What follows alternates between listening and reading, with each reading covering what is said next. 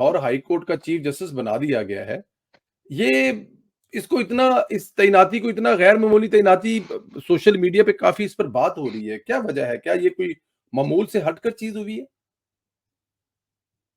परवेज़ भाई है तो वैसे ये मामूल से हटके, क्योंकि नॉर्मली जो मैंने पिछले कुछ सालों में देखा उसमें तो यही था कि अगर लाहौर हाई कोर्ट के या किसी भी हाई कोर्ट के जो चीफ जस्टिस हैं, वो या तो रिटायर हो गए हैं या फिर सुप्रीम कोर्ट में एलिवेट हो गए हैं, तो नॉर्मली ये होता है कि उनके चीफ जस्टिस के ओहदे से हट जाने के बाद या सुप्रीम कोर्ट में चले जाने के बाद जो सीनियर प्यूनी जज होते हैं, यानी जो सीनियर जज होता है उस हाई कोर्ट का, उसको चीफ जस्टिस लगाया जाता है। लेकिन इस मर्तबा 2 जजेस को बाईपास किया गया।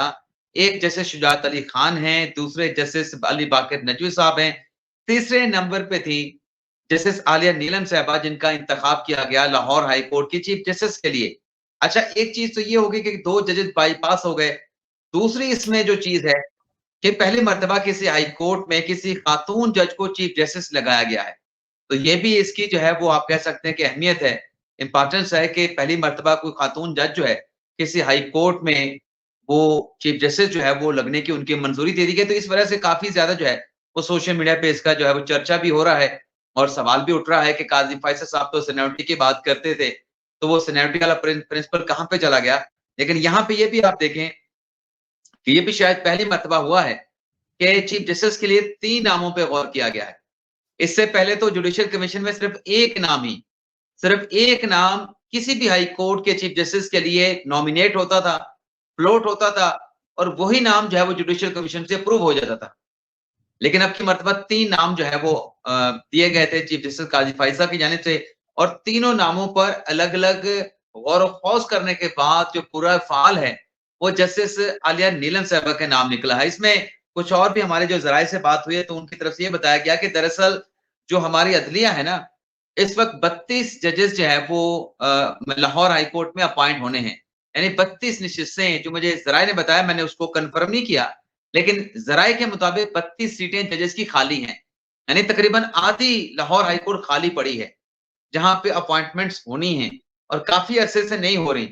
अब यहाँ पे ज़ाहिर-सी बात है कि नए जजेस लगाने हैं, लेकिन मसला ये आ रहा है, जो मुझे ज़राए की तरफ से बताया गया कि ग्रास रूट लेवल पे इतना ज़्यादा जो है, वो चीज़ों को टिक आउट नहीं किया जाता कि ऐसे लोगों को ऊपर लाया जाए, जो वाक़ई हाई कोर्ट में आके डिलीवर कर सकें। अब सिंधिला भी आप भी जानते हैं कि जो कंपनीज़ के केसेज़ होते हैं, जो कारपोरेट सेक्टर के केसेज़ होते हैं, जो ट्रेड के केसेज़ होते हैं, कारोबार से मुतल्लिका केसेज़ होते हैं, कस्टम के केसेज़ होते हैं, ये एफबीआर के केसेज़ होते हैं, इनकी कोई इतनी बड़ी तादाद नहीं होती। जी। आम लोगों के जो मुकदमात होते हैं, वो होते हैं या तो प्रॉपर्टीज़ के हवाले से यानी जायदादों के हवाले से या फिर लोगों के मुकदमात होते हैं फौजदारी, क्रिमिनल केसेज़ होते हैं, जिसमें कत्ल के केसेज़ आप कह रहे हैं, लड़ाई, चोरी, डाका, स्टेट क्राइम इस तरह के केसेज़ होते हैं, ज़्यादा बड़ी तादाद इन केसेज़ की होती है। तो आज जब जुडिशियल कमीशन का इजलास हुआ है, तो जो तीनों जजेस थे, उनके जो क्रेडेंशियल थे, जो कवायद थे, जो उन्होंने फैसले दे रखे थे कि लाहौर हाई कोर्ट में बतौर जजेस उन्होंने कौन से मुकदमात ज़्यादा सुने हैं। जैसा कि शुजात अली खान साहब के हवाले से देखा गया कि उन्होंने ज़्यादातर जो हैं, वो क्या कहते हैं कि कारपोरेट सेक्टर के केसेज़ उन्होंने कर रखे थे या फिर उनके पास जो है वो रिट पिटिशन के केसेज़ थे। जो ये सिविल केसेज़ थे या फिर क्रिमिनल केसेज़ थे, वो बहुत कम थे। उनकी तादाद ज़्यादा नहीं थी, जबकि हाई कोर्ट में जो जजेस चाहिए या जो सुप्रीम कोर्ट में जजेस चाहिए, वो ऐसे चाहिए जिनकी फौजदारी मुकदमात के हवाले से, फौजदारी कवानीन के हवाले से ग्रिप हो, एक्सपर्टीज़ हो या दीवानी केसेज़ के हवाले से उनकी एक्सपर्टीज़ हो। तो ये जब सब कुछ देखा गया, तो शुजात अली खान साहब के क्रेडिट पे जो है, वो क्रिमिनल और जो सिविल केसेज़ थे, वो कम थे, बाकी केसेज़ ज़्यादा थे।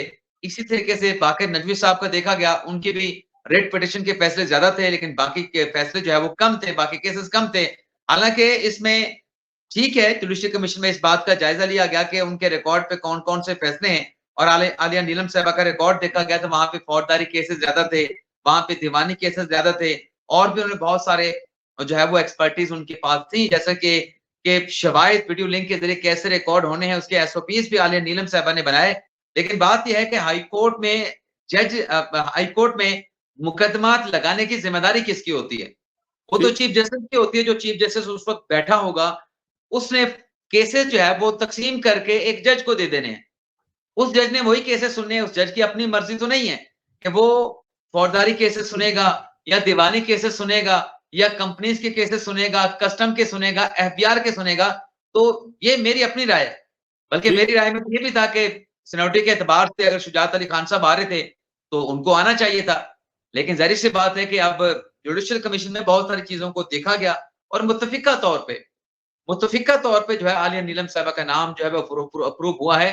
बल्कि इसमें आप यूँ समझें कि जो पिछला जुडिशियल कमीशन का इजलास हुआ था, उसमें तो जो 4 जजेस हैं, जो एक खड़ेबंदी की बात की जाती है या कहा जाता है कि वो जजेस जो काज़ी फ़ैज़ा के साथ इख्तिलाफ़ करते हैं, जो इख्तिलाफ़ करने वाले जजेस थे काज़ी फ़ैज़ा के साथ, उन्होंने तो पिछले जुडिशियल कमीशन के इजलास में कह दिया था, इन जजेस के हवाले से, इनके मामलात के हवाले से, इनके फैसलों के हवाले से, बल्कि बाक़िर नज़वी साहब के हवाले से जो उनका एक फैसला था फ्यूल एडजस्टमेंट, प्राइस एडजस्टमेंट के हवाले से, वो भी डिस्कस हुआ कि ये किस किस्म का फैसला दिया गया और ख़ास तौर पे जो इंतखाबात के हवाले से बाक़िर नज़वी साहब का फैसला था रिटर्निंग अफ़सरान के हवाले से कि पीटीआई की दरख़्वास्त के ऊपर रिटर्निंग अफ़सरान की जो तैनाती का प्रोसेस था, उस सारे को रोक दिया गया।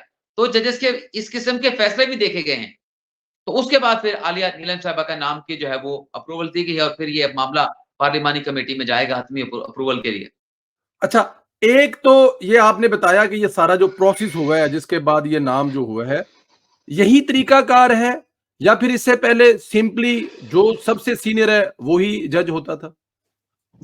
नहीं, माज़ी में शायद 2017 में जब याहिया फरीदी साहब थे, पेशावर हाई कोर्ट के चीफ जस्टिस अभी बने नहीं थे, उनसे पहले जो चीफ जस्टिस थे गालिबन रिटायर्ड हो गए थे या फिर वो सुप्रीम कोर्ट में आ गए थे, तो पेशावर हाई कोर्ट में चीफ जस्टिस के नाम पर जुडिशियल कमीशन का इजलास हुआ था।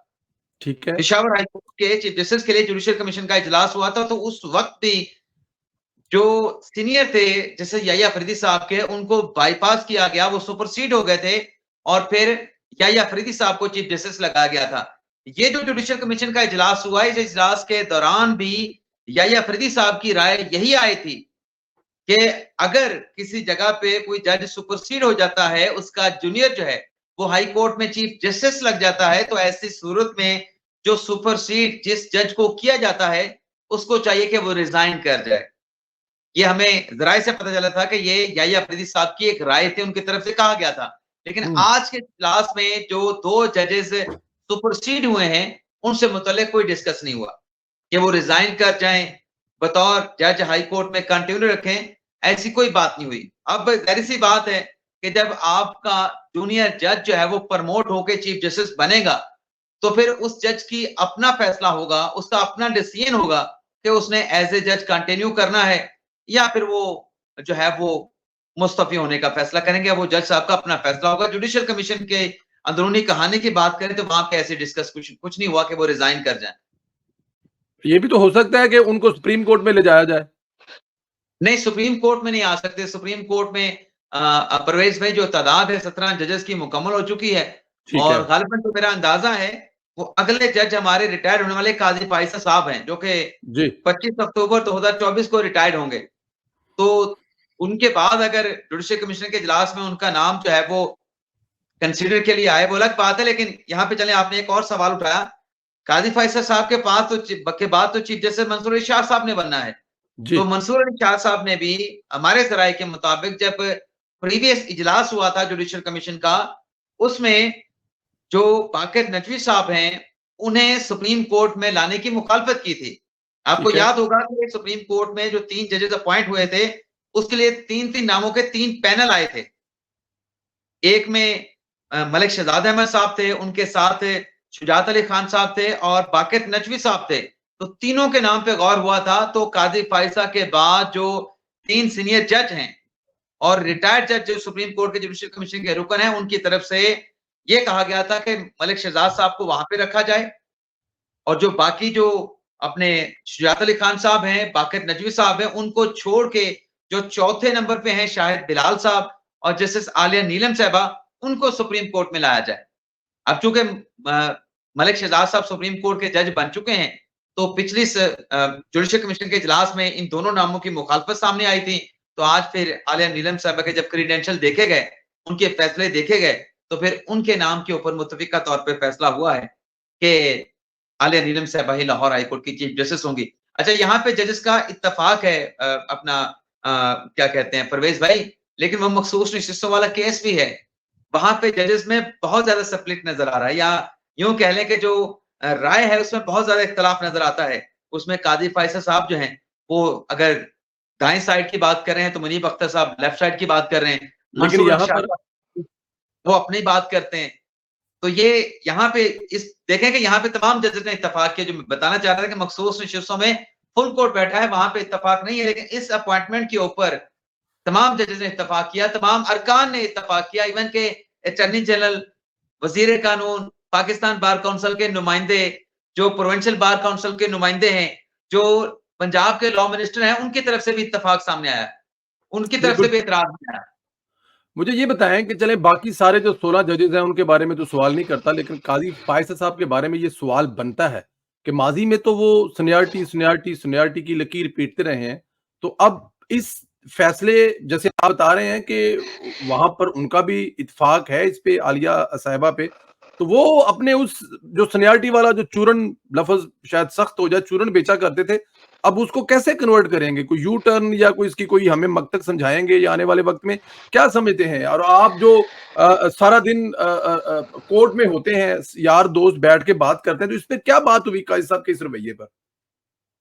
अच्छा, हमारे जो दोस्तों की बात हो रही थी ना, पहले इसकी बात कर रहे थे, हम साथियों में यही बात हो रही थी कि जो सीनियर कुनी है, उसी को चीफ जस्टिस बनना चाहिए, शुजात अली खान साहब को बनना चाहिए। मैंने सुबह ये ट्वीट भी किया था। जी। लेकिन मेरे कहने से तो ज़ाहिर-सी बात है कि कोई ना जज लगेगा, ना कोई चीफ जस्टिस लगेगा। लेकिन यहाँ पे एक जो हमें फ़र्क है, वो देखना होगा कि यहाँ पे 3 नामों पे गौर किया गया है। 3 नामों पे गौर किया गया है। काज़ी फैसल साहब, अगर ज़ाहिर-सी बात है उनका एक प्रिंसिपल स्टांस रहा है। ये मैं भी इस बात को मानूँगा, आप भी यही बात कर रहे हैं। लेकिन अगर वो आलिया नीलम साहिबा के हक में वोट ना भी करते, शुजात अली खान साहब के हक में करते थे, तब भी आलिया नीलम साहिबा ने फिर 10-1 के साथ लाहौर हाई कोर्ट की चीफ जस्टिस तो बन जाना था। लेकिन यहाँ पे ग़ालिबन जो एक और चीज़ हुई है कि जो मंसूर अली शाह साहब ने वो कुछ बनाए थे पिछले दिनों रूल्स, बहुत सारे स्टेक होल्डर्स के साथ मिलके, हाई कोर्ट के जजेस के साथ मिलके, वुकला के साथ मिलके, बाकी मुतल्लिका उसमें लोग भी शामिल थे। तो उसको भी फॉलो किया गया है कि पैनल दिए जाएँ। बजाए इसके कि आप एक नाम दें, तो एक नाम के ऊपर जुडिशल कमीशन का इजलास बुलाने का तो फिर वो एक जो मकसद है, वही फ़ौत हो जाता है कि एक ही नाम है, उस पे आपने गौर करना है और उसी को आपने मंज़ूर करना है। तो यहाँ पे 3 नाम थे। हुँ, 3 नाम पर थे। बिल्कुल ठीक है। अच्छा, ज़रा ये फ़रमाइएगा अब अगर इसी कुलिये को देखें तो फिर तो इस्लामाबाद हाई कोर्ट में कियानी साहब जो हैं वो भी शायद चीफ जस्टिस बनते नज़र नहीं आ रहे हैं। अगर इसी कुलिये को देखें, क्या उनके भी इम्कानात कम हो गए हैं? उनकी भी कुर्सी खतरे में पड़ गई या वो वहाँ पर कोई कुलिया दूसरा ही होगा? अच्छा, जो पहले एक बात की ना, वो मुझे जब सवाल कर रहे थे मेरे ज़हन में था, लेकिन जब जवाब देने लगा ना, तो मेरे ज़हन से निकल गया। अब जी। वो 2 एंगल थे। काज़ी फैसल साहब के ना, वो जो सीनियरिटी की ज़्यादातर बात करते थे ना, वो सुप्रीम कोर्ट में जो जजेस की तैनातियाँ हो रही थी ना, कि जूनियर जजेस सुप्रीम कोर्ट में आ रहे थे और जो चीफ जस्टिस थे, वो नहीं लाए जा रहे थे, तो वो उनका प्रिंसिपल स्टांस जो था, वो ज़्यादा इस बात के ऊपर था कि सुप्रीम कोर्ट में जो है वो जो चीफ जस्टिस हैं, जो सीनियर प्यूनी जज हैं, उनको लाया जाए। वो ज़्यादा इसके ऊपर था। उनके जितने भी लेटर हमने देखे या जितने भी उनके इस हवाले से जुडिशल कमीशन के इजलास में उनके जो नोट्स थे या जो ऑब्जेक्शन थे, वो इसी नुक्ते पे थे कि आप हाई कोर्ट के चीफ जस्टिस को क्यों नहीं लाते, सीनियर प्यूनी जज को क्यों नहीं लेके आते, तो ज्यादा उनके इसके ऊपर था। लेकिन यहाँ पे क्योंकि हाई कोर्ट का चीफ जस्टिस लगना था, लेकिन वहां पे 3 नामों का पैनल दिया गया और तीनों नामों के पैनल पे, अब ठीक है हम काजी फैसल साहब के प्रिंसिपल की बात तो कर रहे हैं कि काजी फैसल साहब का प्रिंसिपल था, लेकिन ज़ाहिर सी बात है कि बहुत सारी चीज़ों को जब आप सीट पे आके बैठते हैं, तो फिर आपको वहाँ पे आके पता चलता है कि दरअसल आप करने क्या के जा रहे हैं। तो जब मैं आपको पहले बता रहा था कि जो एक चीज़ आ रही है कि 32 जजेस नहीं है हाई कोर्ट में और उसके लिए जजेस नहीं मिल रहे। और जो आप मोहसिन अख्तर कियानी साहब की बात कर रहे थे, वो तो आपकी बात ठीक है, लेकिन आमिर फारूक साहब तो 2031 तक इस्लामाबाद हाई कोर्ट के चीफ जस्टिस हैं और मोहसिन अख्तर कियानी साहब रहेंगे 2029 तक। और उससे पहले अगर एलिवेट हो जाते हैं आमिर फारूक साहब सुप्रीम कोर्ट में, तो ये भी एक एक नया फैसला होगा, ये एक नई चीज सामने आएगी कि इस्लामाबाद से 2 जजेस हाई कोर्ट से जब सुप्रीम कोर्ट में आ जाएं, वैसे तो एक भी बड़ा मुश्किल से होता है। अब वो अतहर मिनल्ला साहब हाई कोर्ट से चीफ जस्टिस थे, यहां से एलिवेट होके वो सुप्रीम कोर्ट में आए हैं। उससे पहले जस्टिस इकबाल हमीद रहमान साहब थे, गालिबन इफ्तिखार मोहम्मद चौधरी साहब के दौर में वो सुप्रीम कोर्ट के जज बने थे, लेकिन 2016 में ना करदा गुनाहों पर जो है वो खुद ही रिजाइन कर गए थे कि यार मेरे ऊपर इल्जाम लग गया है, असूली तौर पे इल्जाम लग गया, मैं रिजाइन करके जा रहा हूं। उन्होंने कोई पेंशन नहीं बचाई थी, उन्होंने सिर्फ ये देखा था कि यार मेरे वालिद साहब थे महमूद रहमान साहब, मैं उनका बेटा हूं, वालिद का नाम है, तो सिर्फ महज लोगों की बातें, बुकला के धड़ों के इल्जामात, उसके ऊपर रिजाइन कर गए थे। तो उसके बाद काफी अरसा लाहौर हाई कोर्ट का कोई जज नहीं था। 2016 में गालिबन रिजाइन किया था, अतहर मिनल्ला साहब तो 2022 में गालिबन लगे हैं। तो उससे पहले तो कोई जज नहीं था हाई कोर्ट का। तो 2 जजेस सुप्रीम कोर्ट में एक वक्त में बैक वक्त जो है, वो उनकी अपॉइंटमेंट मुझे नहीं नजर आ रही कि 2 आपको जजेस नजर नहीं हाई है। कोर्ट से होंगे, इस्लामाबाद हाई कोर्ट से होंगे। बिल्कुल ठीक है, बिल्कुल ठीक है। ये आप समझ रहे हैं कि ऐसा शायद अच्छा ये जो जो अभी chief justice Lahore high court बनी है आलिया साहिबा, इनका रवैया कैसा है? क्या इनके बारे में मतलब किस किस्म की हैं? सख्त हैं, नरम हैं, लेफ्ट साइड पे, राइट साइड पे इनके फैसले क्या क्या देख रहे हैं आने वाले दिनों में? जो अभी सुप्रीम कोर्ट में आए हैं, वो तो बड़ा टफ टाइम दे के आए हैं पंजाब में, तो ये क्या करने जा रही हैं आपकी नज़र में? अच्छा परवेज भाई, आपका सवाल बिल्कुल ठीक है, लेकिन बात ये कि मैं इस सवाल का रेलेवेंट बंदा नहीं हूँ। सवाल आपका ठीक है, ये मतलब देखा जाता है कि एक जज जो है, वो उसको चीफ जस्टिस बनाया गया है, उनका बिहेवियर कैसा है ऐसे? ये तो जी, वैसे जज के तौर पे आप ऑब्जर्व कर रहे होते हैं, लेकिन उसके बाद देखना तो ये होता है कि जब वो चीफ जस्टिस की कुर्सी पे बैठेगा, तब उसका बिहेवियर कैसे होगा?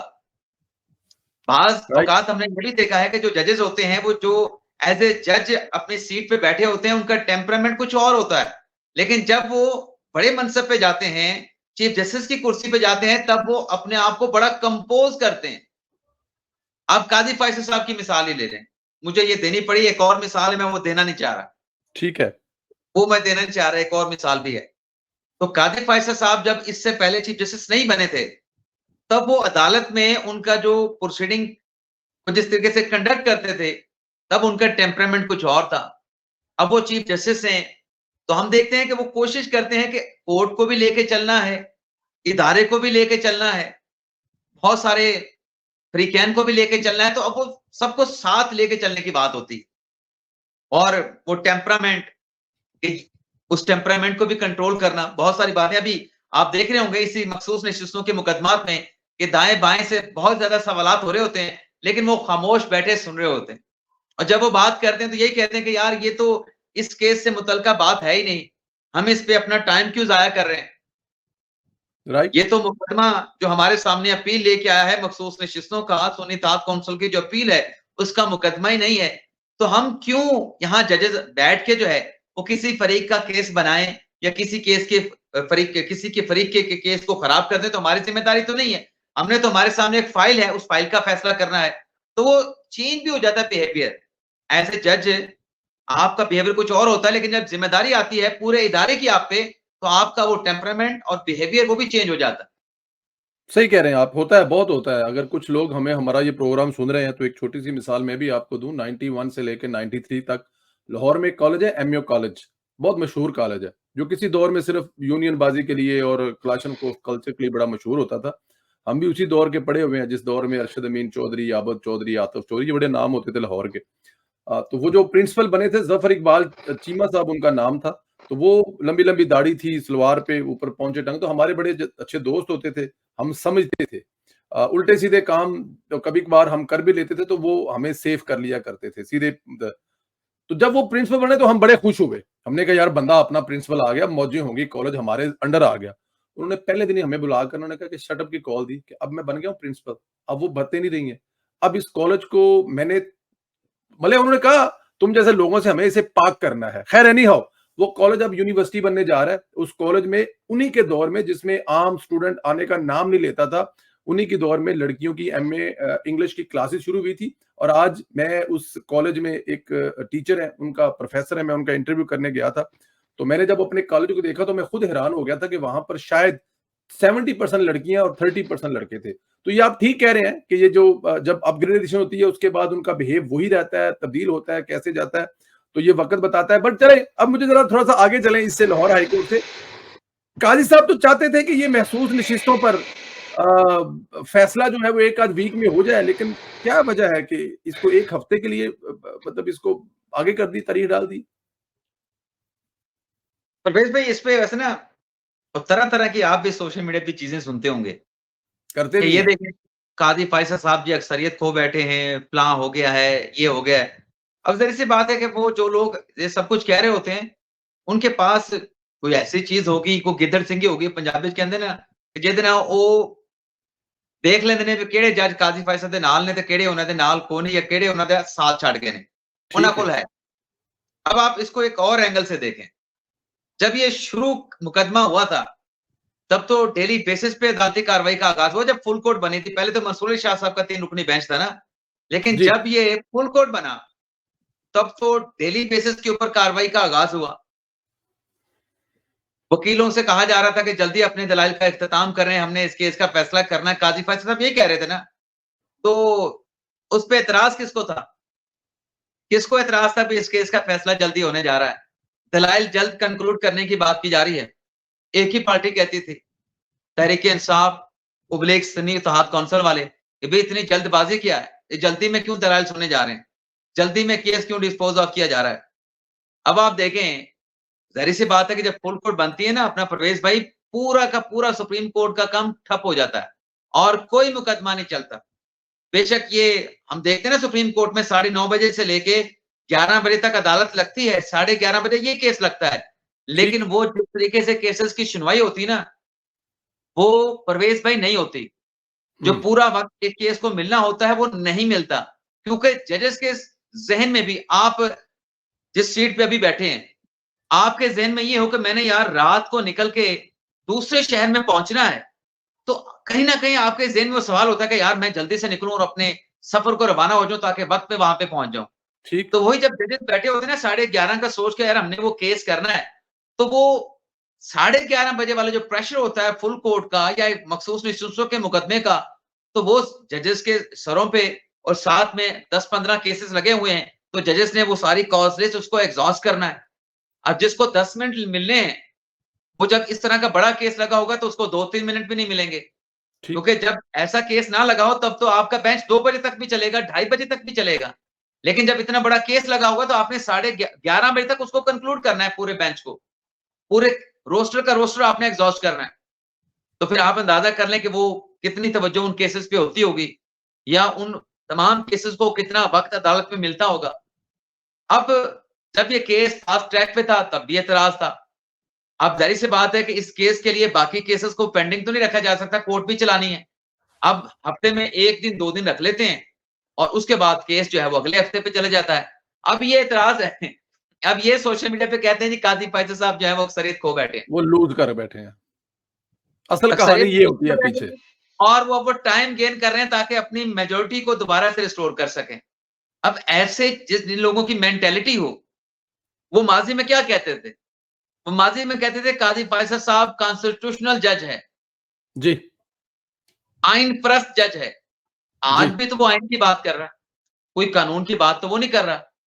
वो तो ये कह रहा है कि हमने आइन को देखना है। आइन में अगर इबारत जो उसमें लिखा गया है वो वाज़ेह है, तो फिर हम उसके अंदर ना कॉमा डाल सकते हैं, ना फुल स्टॉप डाल सकते हैं।